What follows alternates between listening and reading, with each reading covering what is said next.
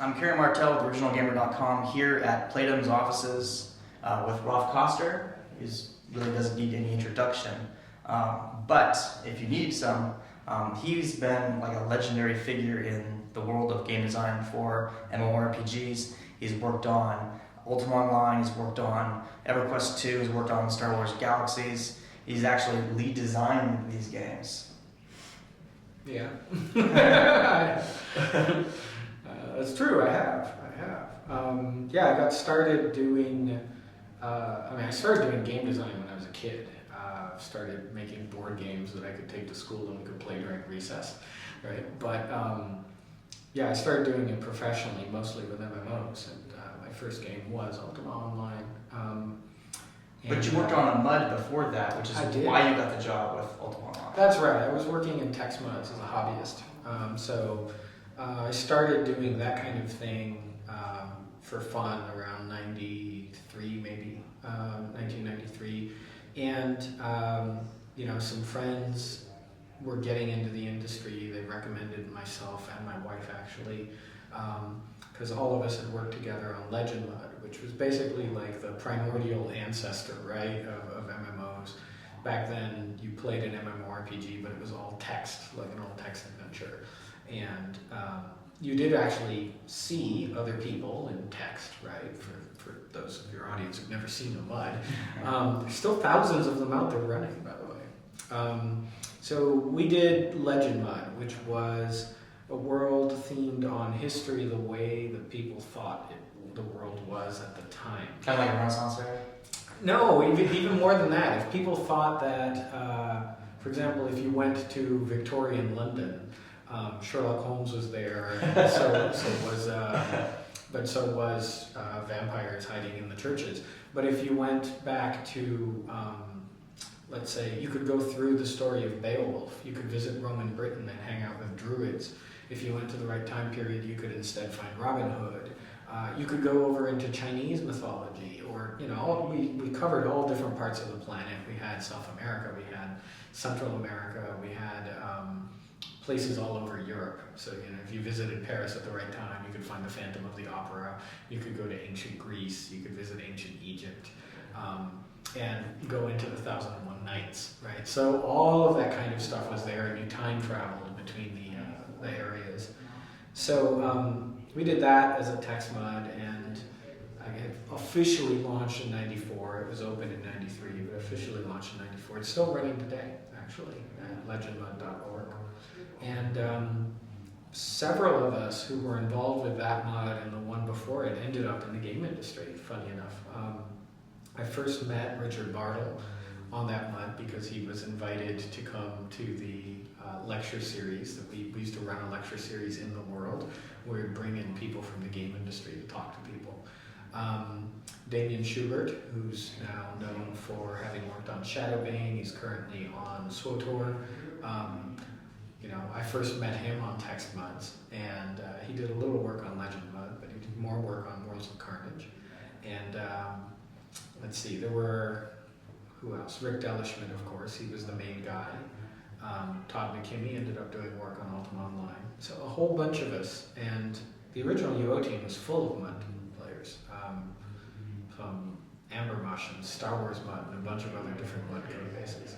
So when MMOs got started, that's where people found their designers, was going and looking at the text MUDs.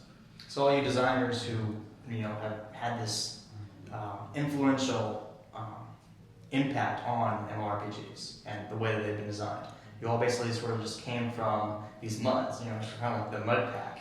A lot of them, yeah, a lot of us. Not all of us, but quite a lot of us. So, for example, lots of folks are currently digging Spiral Knights or played Puzzle Pirates, for example.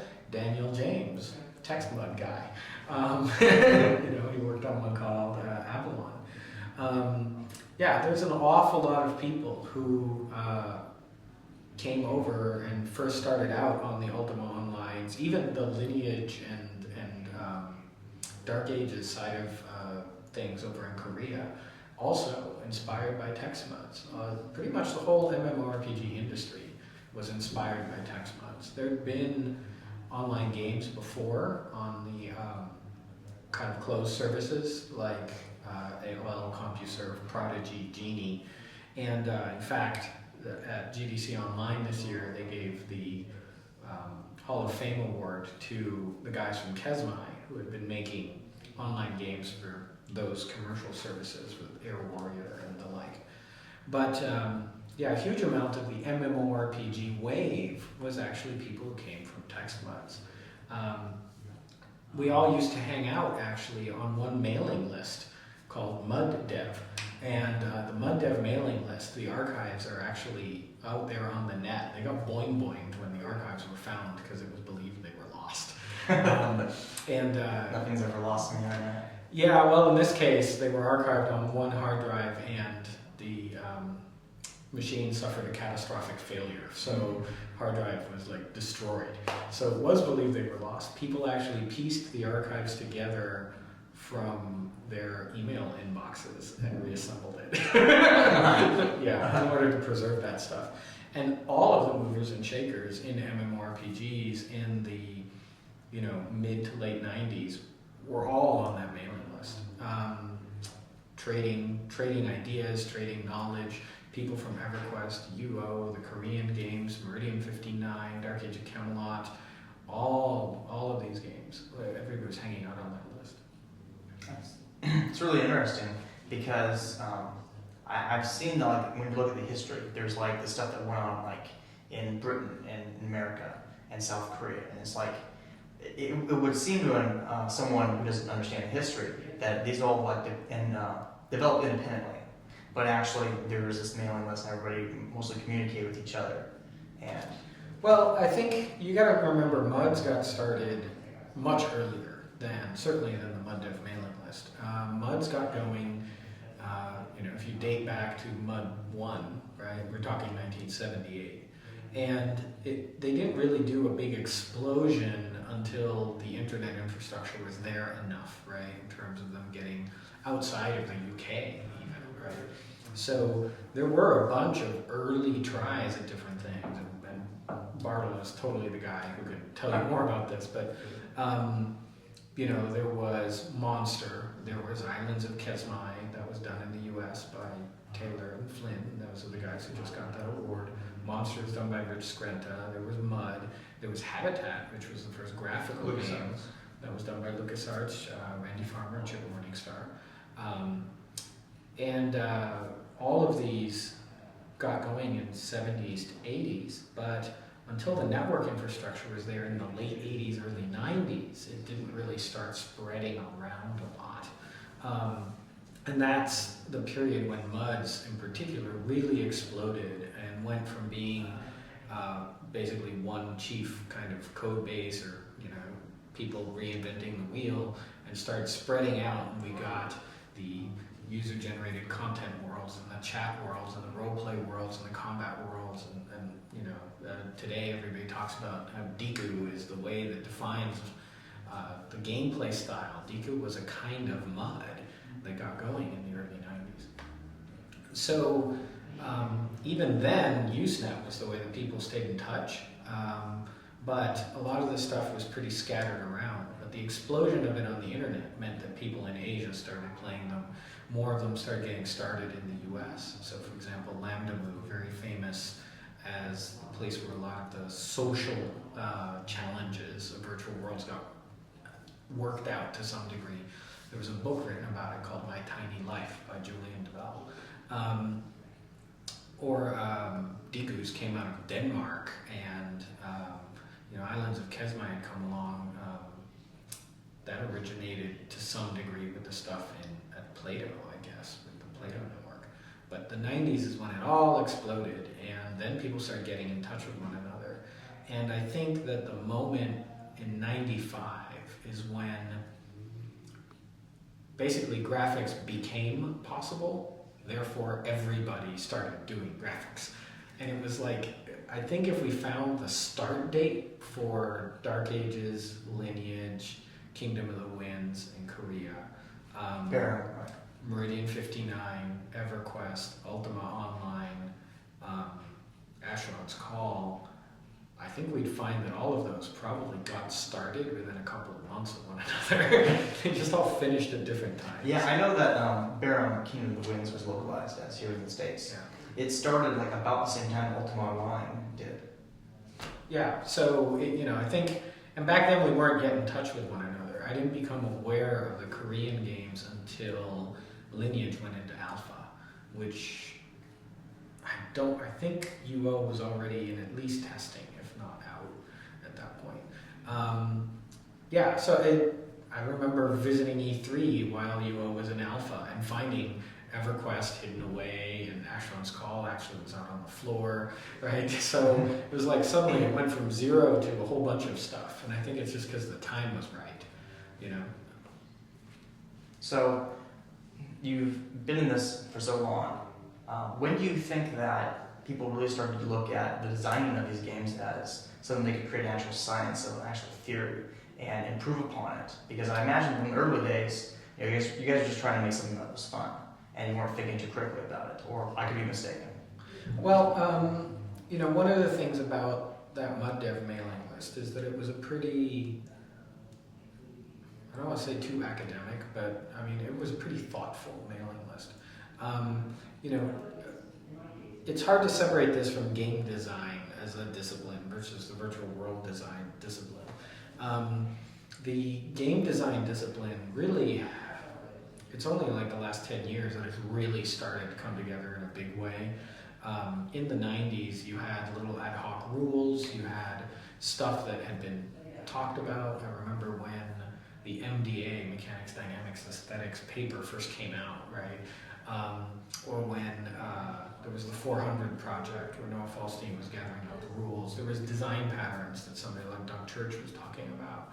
But of course there was Chris Crawford's work, and he was probably way ahead of everybody else, like way ahead of everybody else.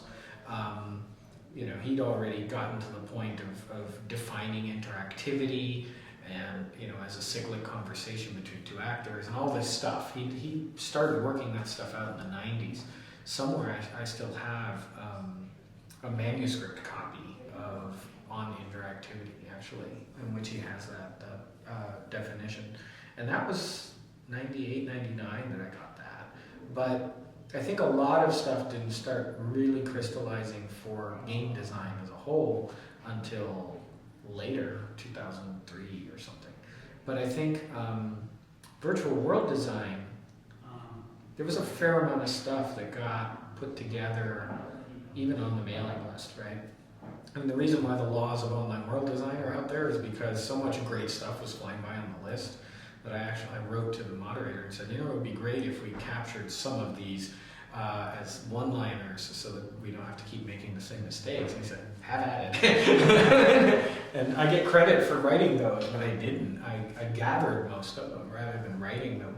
And that's why they're all named after people, right? Hanara's laws, Dr. Katz's theorem, blah, blah, blah. So there was a lot of thought going into what makes a virtual world work, an online world work, on that mailing list. And MUDs had a lot of people who were academics playing them, because for the longest time you could only get to them if you were at a university. So naturally, right, it led to there being a lot of folks like that. And I think that's part of why the list and a lot of the discussions tended that way.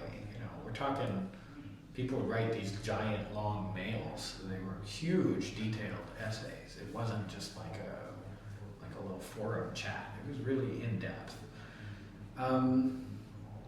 Now I think a lot of stuff has been codified a lot more. I'm trying to remember the date for Hearts, Clubs, Diamonds, Spades, but I want to say it was, fairly early. Like, I want to say Bartle wrote that in the early to mid-90s. So, yeah, it's been going for a while. So when you guys were creating Ultima Online, it was kind of like the Wild West in terms of where game design was. There were so many different things you guys tried to put it in, like the ecology, that just didn't work for whether it was it just doesn't work in a virtual environment or it just doesn't work for the culture of the gamers that were playing Ultima Online at the time.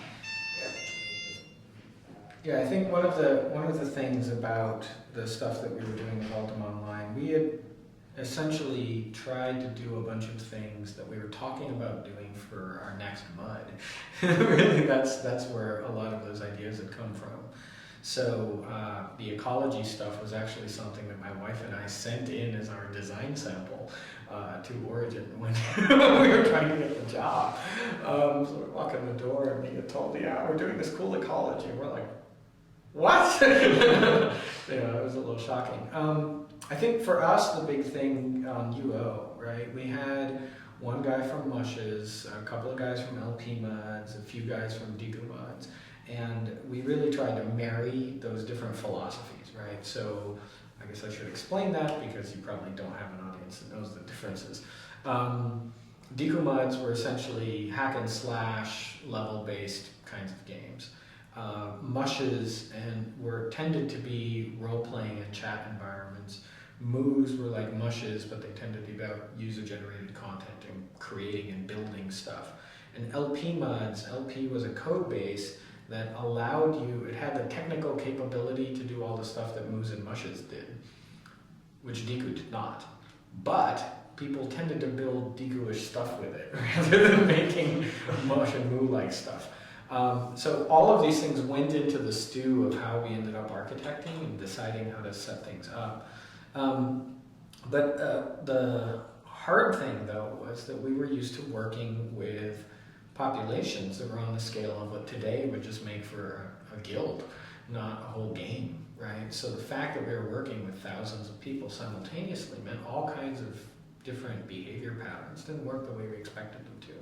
So for example, I was deeply opposed to a PK switch, essentially what is the norm, which is you can't player kill someone else unless both of you have turned on a little flag, right? And actually, you never see the old school PK switch system anymore. Nobody does it that way. But in UO, you could attack somebody and kill them anytime. On a MUD, we had two big problems with PK switches. Two phenomena with them. One was, because of peer pressure, you often wouldn't do PK, just because, indiscriminately killing everybody, if there's only 100 people around, you'll get ostracized and you don't have to leave the game. Hard to make friends if you're a mass murderer, exactly. Because really there were very few strangers. It just wasn't that large a player base. Flip side was, you could also always find, it's like squabbling in a family, right? You could always find a way to get around the PK switch. You could always find a way to have something fall on their head or train a monster near them or something. And because there's only 100 people, they know perfectly well that you did that to them, which means that then they call the cops, meaning they call the admins, the immortals, the gods, whatever they were at the time. And so basically they pester you to ban them. And they pester you to ban this person. You ended up spending, literally, I'm not joking, hours a day mediating squabbles between people.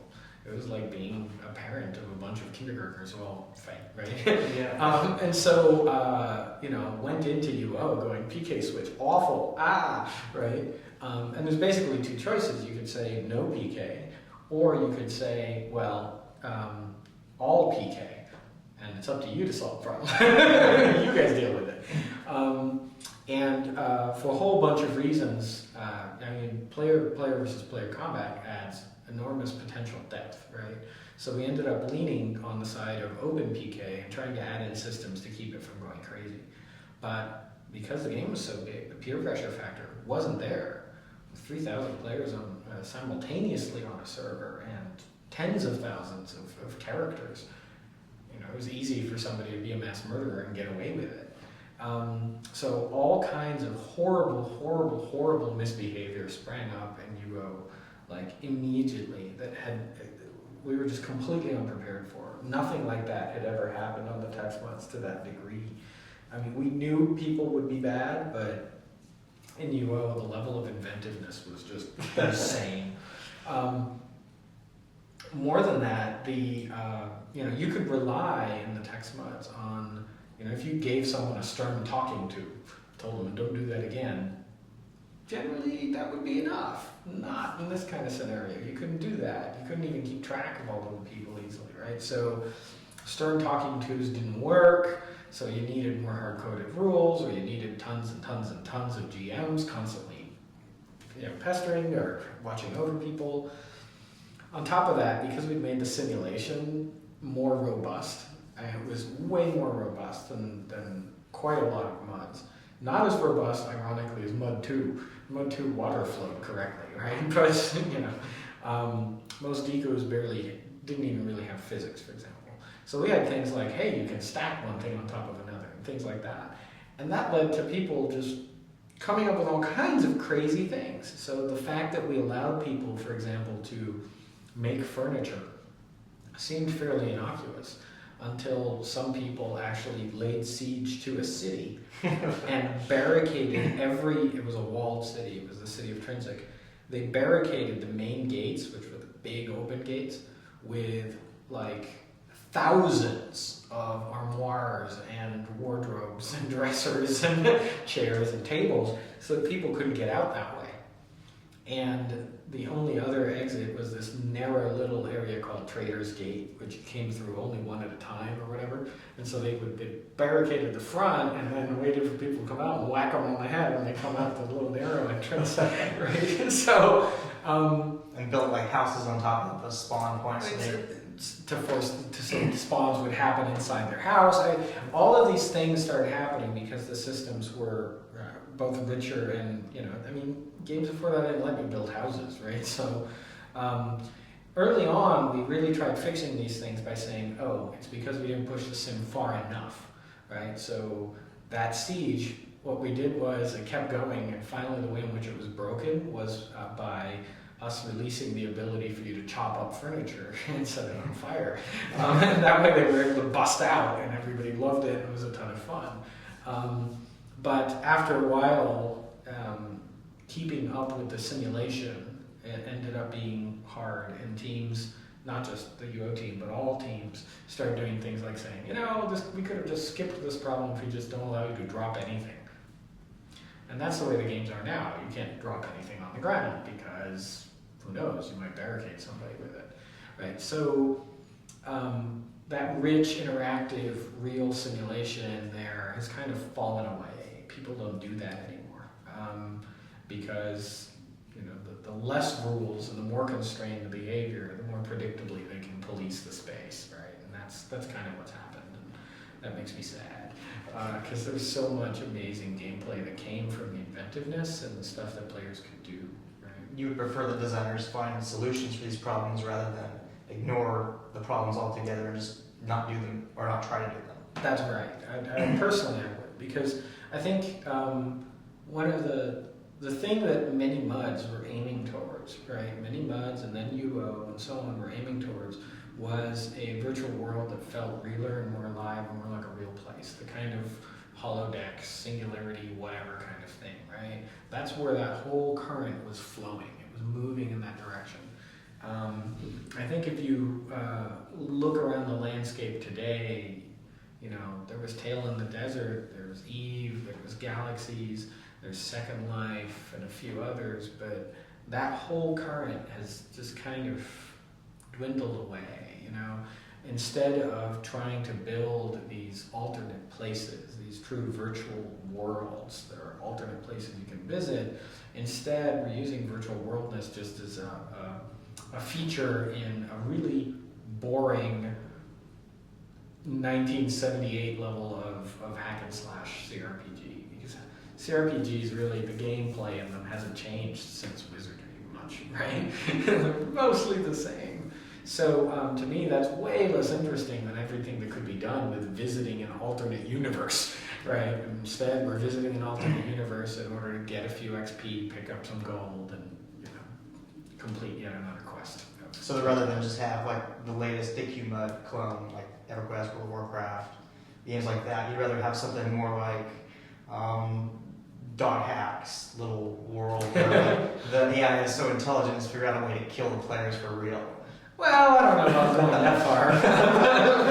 But just the idea like that there's a real world there. Yeah, a world that's unpredictable, right? Because I think that certainly this is my beef as a player, is that the world's pretty predictable.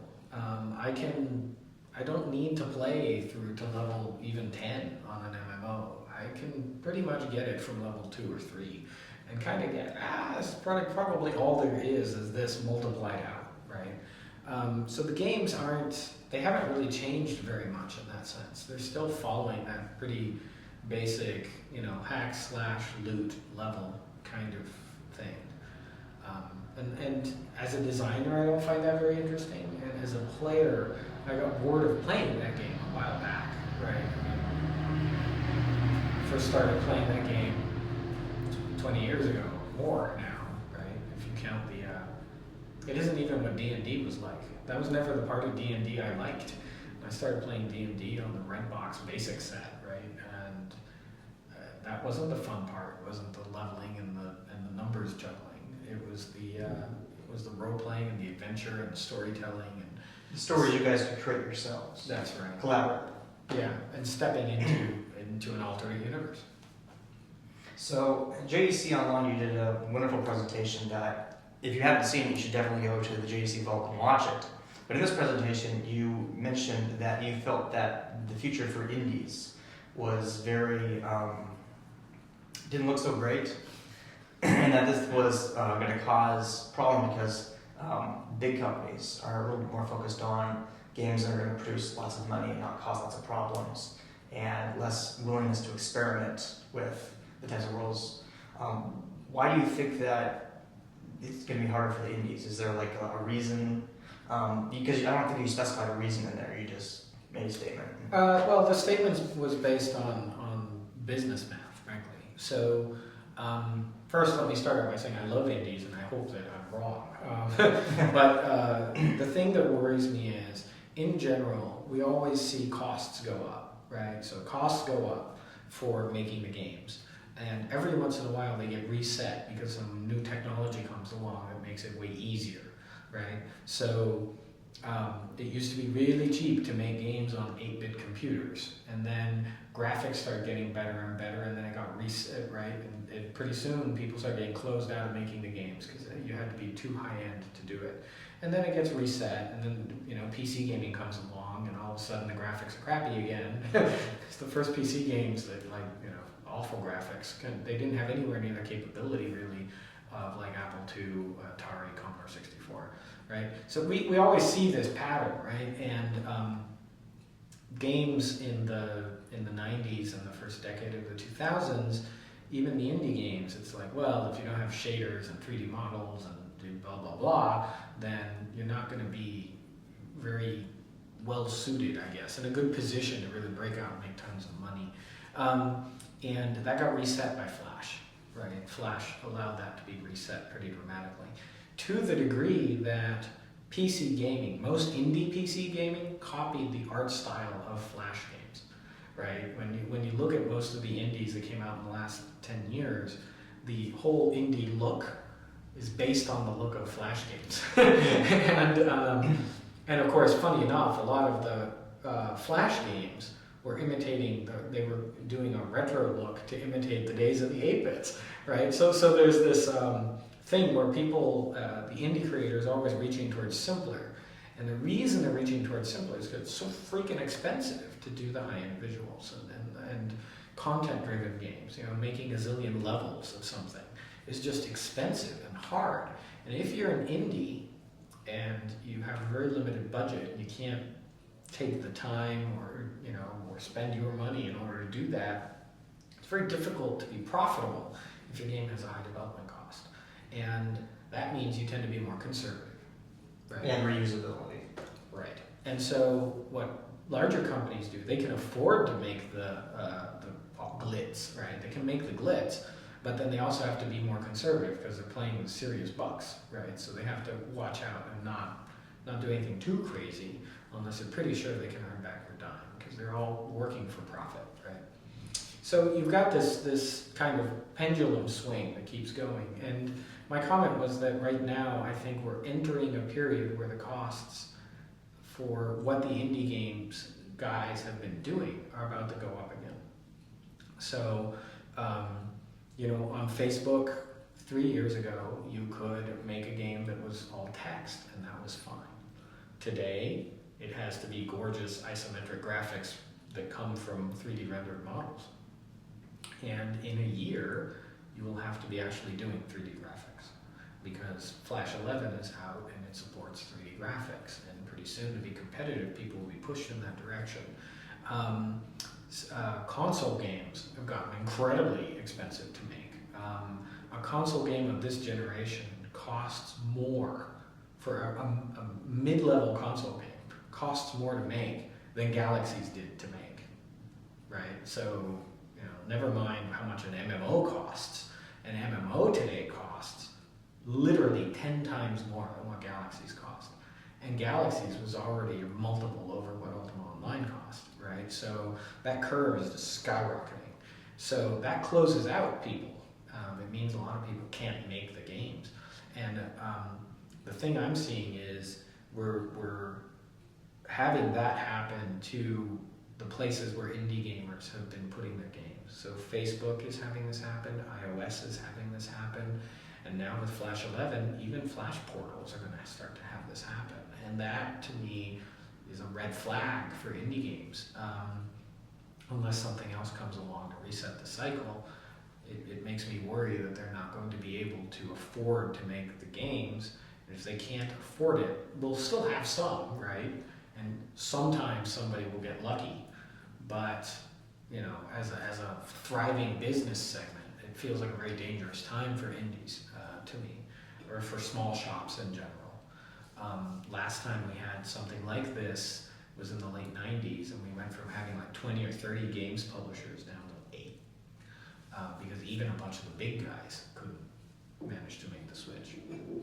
So, your presentation you did at GDC is pretty much like how you see things going wrong, where the indies cannot compete, and everything is the big corporations who possibly misuse the gamification metrics and how it's incorporated. How do you... Sort of. I mean, to me, the whole gamification stuff, it isn't even about big corporations. Big corporations are awesome. I work for one. They can do different kinds of things with games that indies can't, right? So, there are things that can only be done with a giant budget. So it isn't really about that. It's rather than how about people who are just greedy and just trying to get something out there that's going to generate a bunch of money and not really caring how it's going to have social impact. Yeah, you're talking about the gamification part in particular, right there. Yeah, I think so my point about gamification was more that game thinking, I call it gamist thinking, right? Gamist thinking has been infiltrating everything over time, right? We're now seeing generations in the workforce who grew up completely with video games. Now, I believe, and anybody who's read my book knows this, I believe that games teach you things, that is what they're for, that is how they work, that the fun comes from the learning. And I also believe that games, by their nature, tend to teach things in particular ways, right? So games are essentially a place where you can go to practice something against a system, against this black box machine. And what you're trying to do is figure out the rules of how the system works. But right off the bat, that means that you go in with an assumption that there are rules and that there is a system and that it is possible for you to figure it out, right?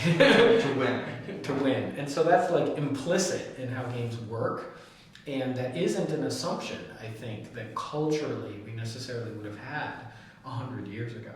I think, if you go back far enough, you'll find a common cultural assumption that there are no rules because the gods are capricious, and right, and that there is no way to win, and that we're all doomed to die, and you get the idea, right? Right. But different cultural assumptions come from the stuff that's around us. So by games telling us, no, everything is a system, everything can be solved, there are rules to it.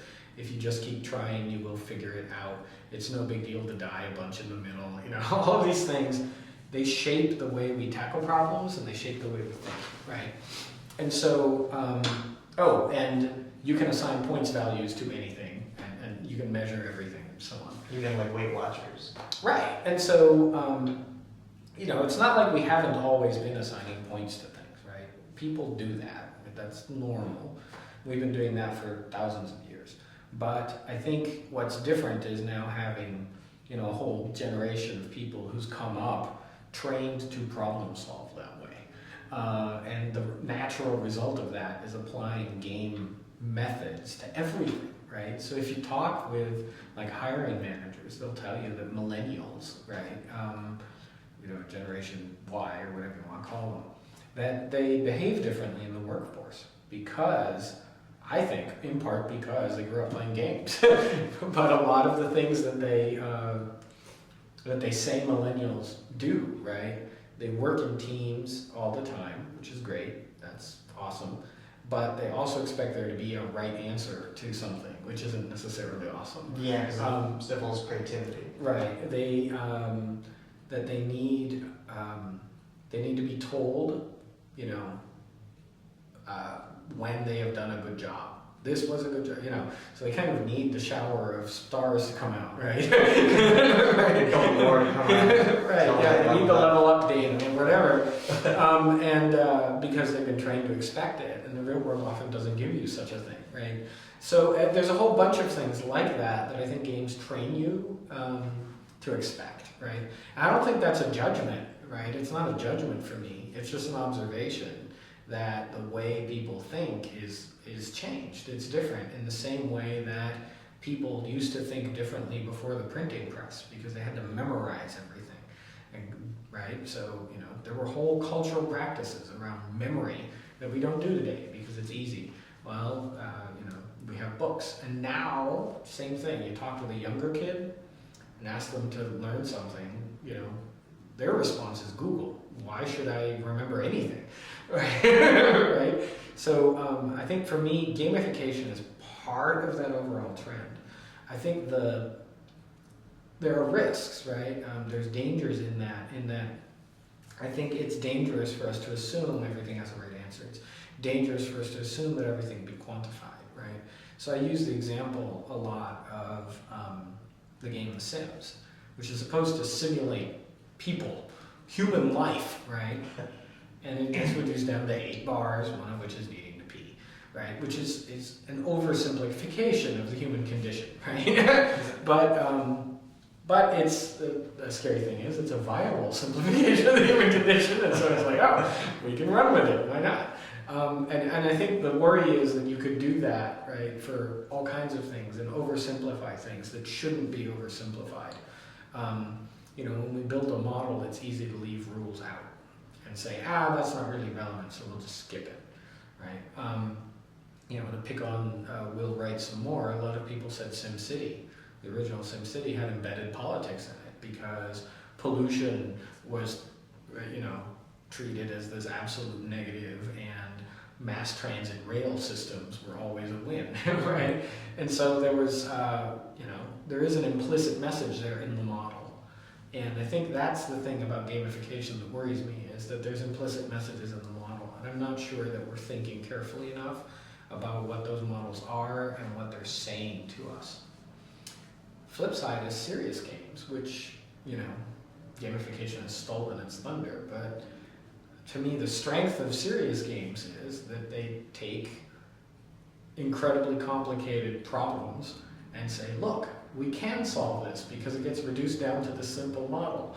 Once it's only these rules, look how easy it is, right? And so I think the sword cuts both ways. There's the danger of oversimplifying, but there's also the benefit of being able to look at intractable things and realize maybe we can reduce this down, maybe we can solve this problem, instead of just giving up. So it cuts both ways for me. So that's like the negative side. What's the positive side of serious games? The ways that you can use gamification to cause a positive social change in the world.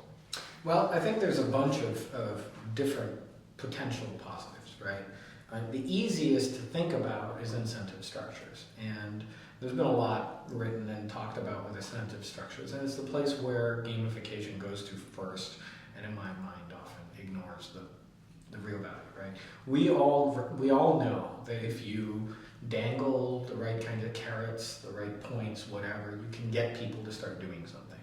And that by itself is incredibly powerful. It's just also very easy to misuse it or use it shallowly, right? But it's still a very powerful tool in the arsenal.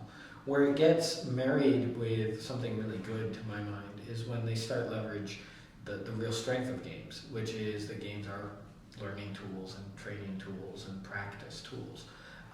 That's a place where you can really start to get something that's really good. And we've seen a lot of things these days that are oriented, for example, around education or around health, that marry the just simple points and incentives stuff to something that's more substantial. And probably the simplest is the quantified self thing, which just marries, it's basically marrying points measuring to your physical activity, for example.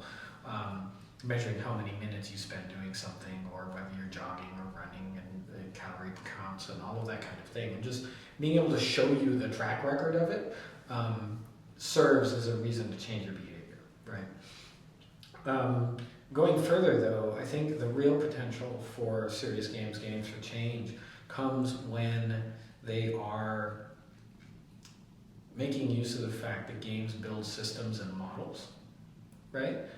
And having building models of complex situations so that people can actually practice with them and try and run samples and do iterative runs and play them like a game in order to come to a better understanding of something that is complex, right? And to me, that's the real value of something with serious games, is that they take these things that are very difficult and can find ways to let people play with them until they realize how they work. Because from there, then people can make their own choices about how to change themselves or change the system as it works in the real world, because they've come to a systemic level understanding of things, right? To me, that's very different from us dictating just by saying, we're going to give you points for this, but not for that, which doesn't leave a lot of scope for change. It's very easy for somebody to be manipulated by what points you choose to grant them, right? So yeah, for me, that's where a lot of the potential lies, is in that systemic thinking. In your book, you said, as you said earlier, games are ultimately about learning, about ways to teach people in very efficient ways. Where do you see educational games going in the future? Do you see it like something that becomes very much a part of like the public education system, for example, to really, I think it's going to be very hard to get them all the way into the educational system. There's a ton of interest from teachers, not so much from administrators, but lots from teachers. I think the thing about games in education, the first thing is realizing that games teach, period, right? And educational games, edutainment, has a long history of, call it the flashcard game, right? Which just kind of sucks, where they try to use the simple point systems or something to show you math flashcards, right? Congratulations, you scored 80 out of 100 in adding together numbers. And that misuses the core strength of games, right? Games are great at the systemic thinking. They can help you learn to memorize and whatnot, but you learn how to memorize or learn how to operate the levers in service of better understanding of the system. And so, for example, in an RPG, you might be very willing to do tons of math to calculate exactly how much gold you can carry and where you want to allocate your points and all of that sort of thing. But you're not doing it because the game is allocating points. You're doing it because the game is something else, and this is a tool to help you master the larger system. That's the difference between the flashcards and good educational game design. As long as you can't just say, here's some chocolate, here's some broccoli, I'll give you more chocolate if you eat the broccoli. That chocolate-covered broccoli doesn't really work. Instead, what you want to say is, to give a terrible metaphor here, hey, here's this problem to solve, which will get you, that problem is the chocolate. Among the tools available to you is broccoli, ice cream, da da da da. And when people figure out, wait, broccoli is a good tactic here, they will master broccoli in order to get what they want. That's a very different approach, right? When you just throw the problems in front of people and say, you gotta get this done, it stops being about the game. It starts being about the drilling, and that's no longer fun, and that's why it tends to fail. That's why kids spot that a mile away, right? When you're talking about kids, and even at older ages, we push ourselves through it only because we have to. It isn't really where the advantage comes. Instead, more kids probably can learn basic economics from running a lemonade stand, right? So, you know, there's a reason why Lemonade Stand was one of the first games ever made. It was Lemonade Stand, and sure enough, an awful lot of people learned about profit and loss and all the rest from trying to run a lemonade stand because it was fun. The game wasn't about teaching them profit and loss, though. What was the conclusion? So, Playdom, what you're doing now. What is Playdom about specifically? Because there's a lot of our audience that don't play social games. Right. And what does Playdom do? Well, Playdom is the social games unit of Disney Interactive. So basically that means social games, a lot of people think that means games that are about social connections. It actually means games that are played on social networks.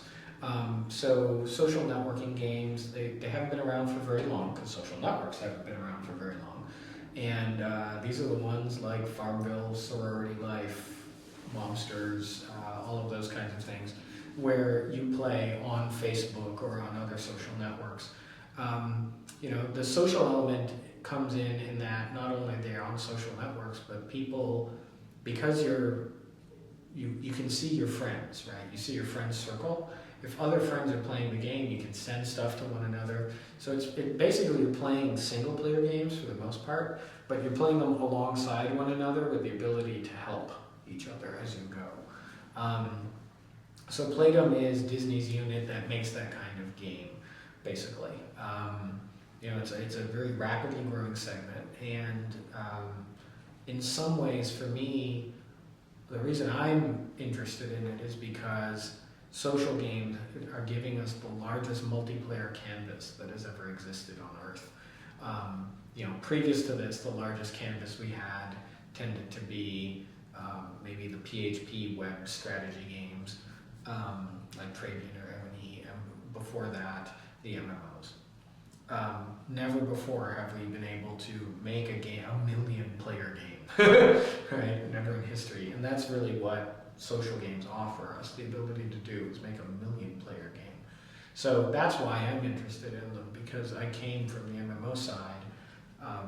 After doing the MMOs, after Galaxies and the stuff at Sony Online, I did MetaPlace, which was a web-based virtual world thing, and we made a go of that and didn't succeed, so we ended up switching to making social games, and Playdom acquired us.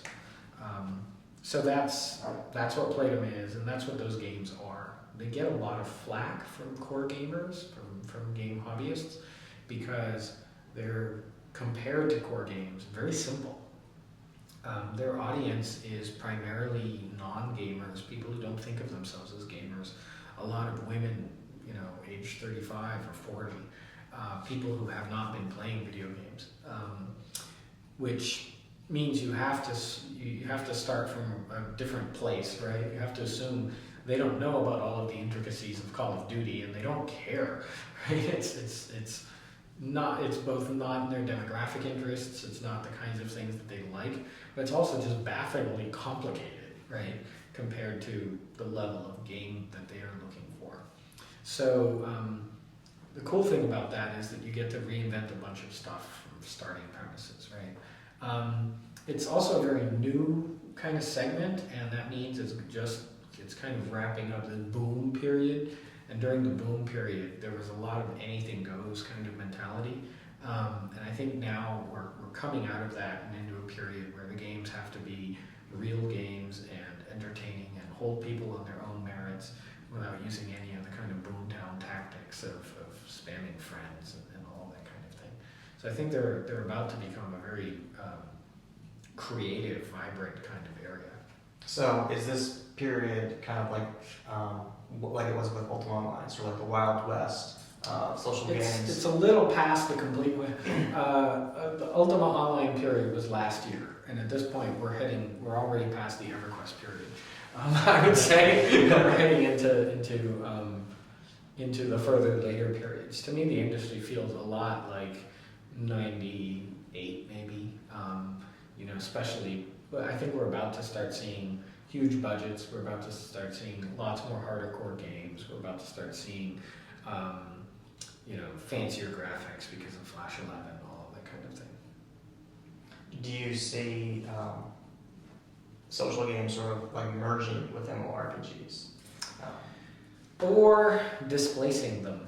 I think the big thing about MMOs is who has the time, I think is the big question. And,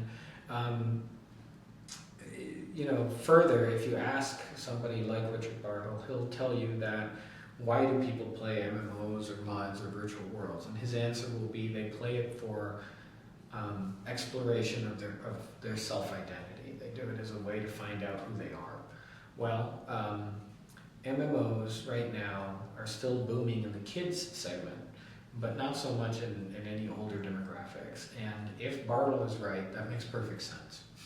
Because who has the most free time and is most in need of defining who they are? It'll be younger people. For a long time we had observed that MMOs and MUDs, people tended to play them for about 2.5 years and then drop out of the hobby. So if we're hitting those 2 years now at age 11 or 12, we're not going to have a lot of older MMO players. It'll be the minority who end up doing it as a hobby. So I think in a lot of ways, the social canvas that is hot is the social networks, rather than saying you have to spend 2 hours a night or more, right? That time investment is just incredibly heavy, right? So people who are older have less time, but still want to do something fun with their friends.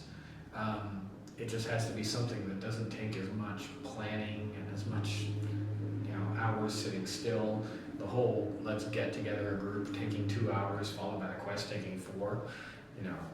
If you're an older person, you don't have 6 hours in an evening to do that kind of thing. So shorter session games like social networks provide, like mobile games provide.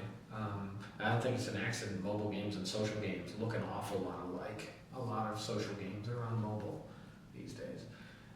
Those things just fit people's lifestyle better, even though they're simpler and core gamers say, but that's not a real game. It's a game you can play in the time that you have with your friends, right? So it's better than no game at all, for sure. And may very well offer new kinds of gameplay that just hasn't been seen before. Well, this has been a very stimulating conversation that we've had. I hope that our viewers have fully enjoyed it as much as I have. Thank you so much, Mr. Koster, for your time. Sure thing. Happy to do it.